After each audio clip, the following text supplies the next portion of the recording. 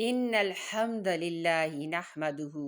ونستعينه ونستغفره ونعوذ بالله من شرور أنفسنا ومن سيئات أعمالنا من يهده الله فلا مضل له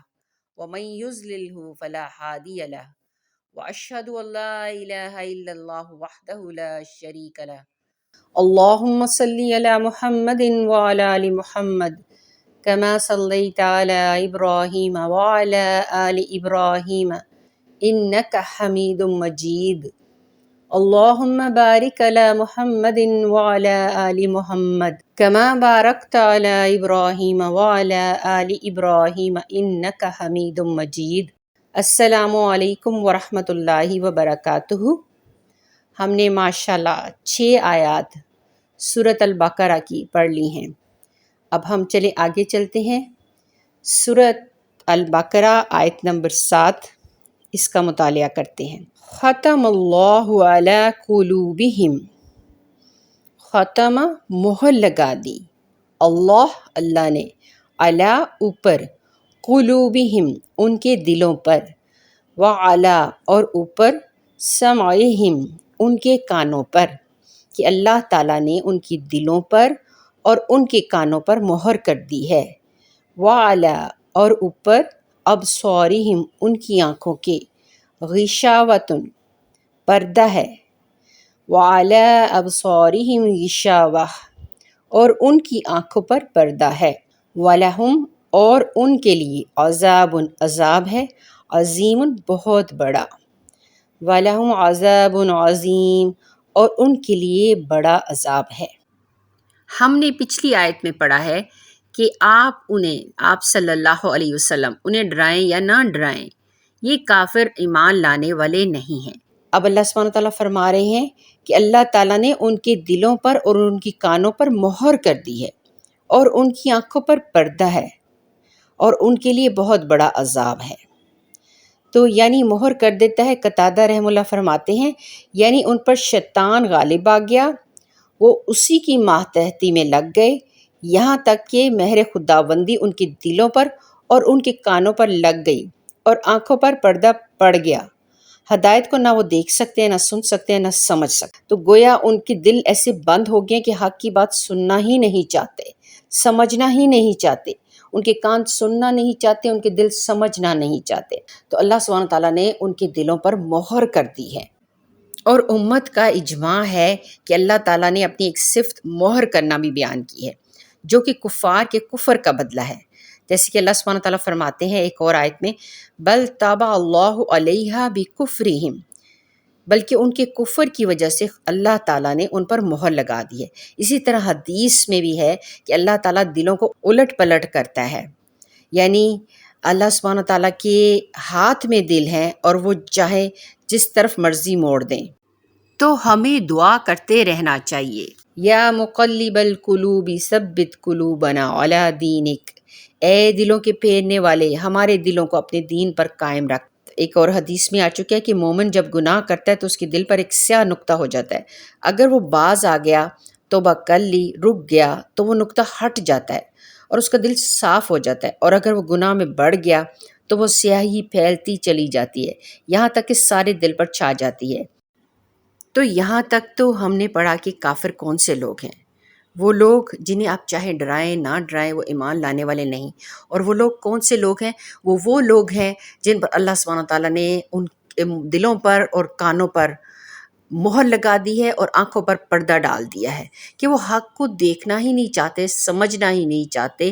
سننا ہی نہیں چاہتے۔ اور اللہ سبحانہ تعالیٰ نے کیا فرمایا، ان کے لیے بڑا عذاب ہے، یعنی دردناک عذاب ہے، بہت بڑا عذاب ہے، جہنم کا عذاب، جلنے کا عذاب، سارے اعمال کے ضائع ہو جانے کا عذاب۔ اللہ سبحانہ تعالیٰ ہمیں اپنی رحمت سے اس بات کو سمجھنے کی توفیق عطا کرے کہ ہم نیکی کی طرف بڑھ چڑھ کر آئیں، اور ہمارے کیے ہوئے اعمال بھی اللہ سبحانہ تعالیٰ اپنی بارگاہ میں قبول فرمائے، آمین یا رب العالمین۔ چلیں اگلی آیت دیکھتے ہیں، آیت نمبر 8۔ بسم اللہ الرحمن الرحیم، شروع اللہ کے نام سے جو بڑا مہربان نہایت رحم والا ہے۔ وَمِن اور سے، الناس لوگوں میں سے، من جو، یقول وہ کہتے ہیں، یعنی اور لوگوں میں سے جو کہتے ہیں آمنا ہم ایمان لائے، باللہ اللہ پر، و بالیومی اور دن پر، الآخری آخرت کے، وما ہم اور نہیں وہ، بمؤمنین ایمان لانے والے، ومن الناس اور لوگوں میں سے، من یقول جو کہتے ہیں آمنا ہم ایمان لے آئے ہیں، باللہ و بالیوم الآخر اللہ پر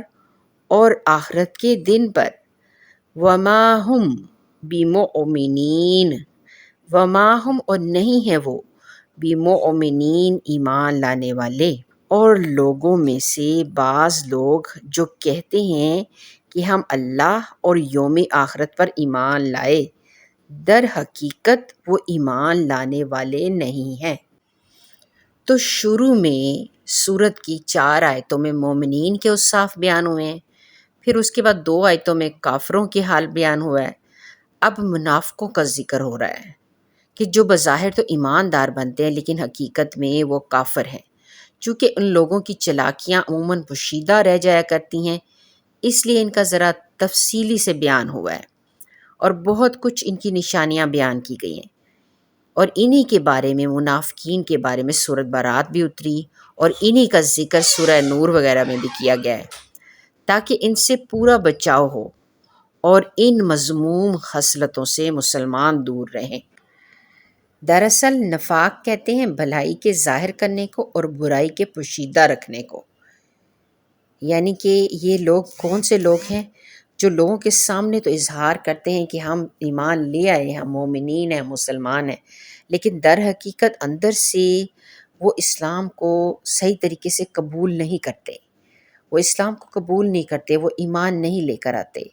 تو یہ منافقین کا وہ گروہ ہے کہ جس کے بارے میں سخت وعید کی جاتی ہے، اور اللہ سبحانہ تعالیٰ نے یہاں واضح طور پہ بیان فرما دیا ہے کہ لوگوں میں سے کچھ لوگ ایسے ہیں جو کہتے ہیں کہ ہم ایمان تو لے آئے ہیں اور ہم روز آخرت پر بھی ایمان رکھتے ہیں، لیکن در حقیقت وہ مومنین میں سے نہیں ہیں۔ چلے ہم دیکھتے ہیں کہ اس جماعت کے قیام کی ابتدا یوں ہوئی کہ مدینہ کے یہودیوں کے 3 قبیلے تھے، بنو قینقاع، بنو نذیر اور بنو قریظہ۔ بنو قینقاع تو خزرج کے خلیف اور بھائی بند بنے ہوئے تھے، اور باقی 2 قبیلوں کا بھائی چارہ اوس سے تھا۔ جب جنگ بدر ہوئی اور اس میں اللہ تعالیٰ نے اپنے دین والوں کو غالب کیا اور اسلام کو شان و شوکت دی اور مسلمانوں کا سکہ جم گیا، اور اس وقت جب کفر کا در ٹوٹ گیا، تب یہ ناپاک گروہ قائم ہوا۔ عبداللہ بن ابی بن سلول تھا، وہ جو حزرج کے قبیلے میں سے تھا، اور اوس اور حزرج دونوں اس کو اپنا بڑا مانتے تھے، اور باقاعدہ اس کی سرداری اور بادشاہت کا اعلان کرنے کا ارادہ ہو رہا تھا ان کا، اور لیکن اس وقت دونوں قبیلوں کا رخ جو ہے اسلام کی طرف پھر جاتا ہے اور اس کی سرداری دری کی دری رہ جاتی ہے۔ تو یہ خار اس کے دل میں تھا، اور ادھر اسلام جو ہے وہ روز بروز ترقی کرتا چلا جا رہا تھا، تو اس کی وجہ سے وہ ایسا مخبوط الحواس ہوا کہ اس نے دیکھا کہ میرا کام نہیں چل رہا، تو وہ جھٹ سے مسلمان ہو گیا، اس نے بظاہر اسلام کو قبول کر لیا لیکن دل سے وہ ایمان نہ لایا۔ تو اس لیے یہ جو جماعت ہے اس وقت یہ منافقین کی ایک جماعت جو ہے نا مدینہ اور مدینہ کے آس پاس قائم ہو گئی۔ ان منافقین میں مہاجر کوئی بھی نہیں تھا، اوس اور حزرج کے قبیلوں میں سے تھے، اور کچھ یہودی بھی تھے اس میں نا۔ تو یہ وہ گروہ تھا جو مسلمانوں کے آس پاس ہی تھا، اور مسلمانوں کے آس پاس تھا، اس لیے اللہ سبحانہ تعالیٰ نے قرآن میں یہ آیات نازل فرمائی اور مسلمانوں کو اس سے اویئرنیس دی کہ ایسے بھی چند لوگ ہیں، لوگوں میں سے بعض ایسے بھی لوگ ہیں کہ جو منافقت رکھتے ہیں، جو زبان سے تو کہتے ہیں کہ ہم لا الہ الا اللہ پڑھتے ہیں، ہم رسول صلی اللہ علیہ وسلم کو اپنا نبی مانتے ہیں، لیکن در حقیقت وہ ایمان لانے والے نہیں ہیں۔ اور آج کے پرفتن دور میں بھی ایسے بہت سارے لوگ ہمارے ارد گرد پائے جاتے ہیں جو کہ صرف نام کے مسلمان ہیں، جو کلمہ گو تو ہیں لیکن اسلام کے ساتھی نہیں ہیں۔ چلیں اگلی آیت شروع کرتے ہیں۔ بسم اللہ الرحمن الرحیم۔ سورہ البقرہ آیت نمبر 9۔ یخادعون وہ دھوکہ دیتے ہیں اللہ کو، والذین اور جو لوگ آمنو ایمان لائے، یعنی وہ اللہ کو اور اہل ایمان کو دھوکہ دیتے ہیں، وما اور نہیں یخدعون وہ دھوکہ دیتے الا مگر انفسہم اپنے آپ کو ہی، وما یخدعون الا انفسہم اور وہ دراصل اپنے آپ کو ہی دھوکہ دے رہے ہیں، وہ دھوکہ نہیں دیتے مگر اپنے آپ کو ہی، وما اور نہیں یشعرون وہ شعور رکھتے لیکن وہ شعور نہیں رکھتے، یخادعون اللہ والذین آمنوا اور وہ اللہ اور اہل ایمان کو دھوکہ دے رہے ہیں، وما یخدعون الا انفسہم اور دراصل وہ صرف اپنے آپ ہی کو دھوکہ دے رہے ہیں، وما یشعرون لیکن وہ شعور نہیں رکھتے۔ اور جیسے کہ پچھلی آیت میں ہم پڑھ چکے ہیں کہ لوگوں میں سے کچھ لوگ ایسے ہیں جو کہتے تو ہیں کہ ہم اللہ پر اور روز آخرت پر ایمان لے آئے، لیکن وہ ایماندار نہیں ہوتے، ایمان لانے والے نہیں ہوتے۔ تو بیسیکلی وہ سمجھتے ہیں کہ ہم اللہ کو اور مومنین کو دھوکہ دے دیں گے، اس طرح کہ زبان سے ہم اقرار کر لیں گے لا الہ الا اللہ اور ہمارے دلوں میں ایمان نہیں ہوگا۔ تو اللہ سبحانہ تعالیٰ یہاں فرما رہے ہیں کہ وہ ایمان والوں کو اور اللہ کو تو دھوکہ نہیں دے رہے، وہ تو اپنے آپ کو ہی دھوکے میں ڈالے ہوئے ہیں، اپنے آپ کو ہی دھوکہ دے رہے ہیں، لیکن اس چیز کا وہ شعور نہیں رکھتے۔ اور یہاں قرآن مجید میں بھی اللہ سبحانہ تعالیٰ نے یہی فرمایا ہے کہ وہ اپنے ایمان کو ظاہر کر کے اور اپنے کفر کو چھپا کر اپنی جہالت سے اللہ تعالیٰ کو دھوکہ دیتے ہیں اور اسے نفع دینے والی اور اللہ کے ہاں چل جانے والی کاریگری خیال کرتے ہیں، جیسے کہ بعض مومنوں پر ان کا یہ مکر چل جاتا ہے۔ قرآن میں ایک اور جگہ پہ ہے یوم یبعثہم اللہ جمیعا فیحلفون، یعنی قیامت والے دن جب کہ اللہ تعالیٰ ان سب کو کھڑا کرے گا تو جس طرح یہ یہاں پر ایمان والوں کے سامنے قسمیں کھاتے ہیں، اللہ تعالیٰ کے سامنے بھی قسمیں کھائیں گے اور سمجھتے ہیں کہ وہ بھی کچھ ہیں۔ یہاں بھی ان کے اس غلط عقیدے کے مقابلے میں فرمایا کہ دراصل وہ اپنے اس کام کی برائی کو جانتے ہی نہیں کہ یہ دھوکہ وہ خود اپنی جانوں کو دے رہے ہیں، اور اس کا وبال بھی انہیں خود ہی سہنا پڑے گا۔ اللہ سبحانہ و تعالیٰ کا غصہ اور غضب، اس لیے کوشش کرنی چاہیے کہ منافقت سے کوسوں دور رہا جائے۔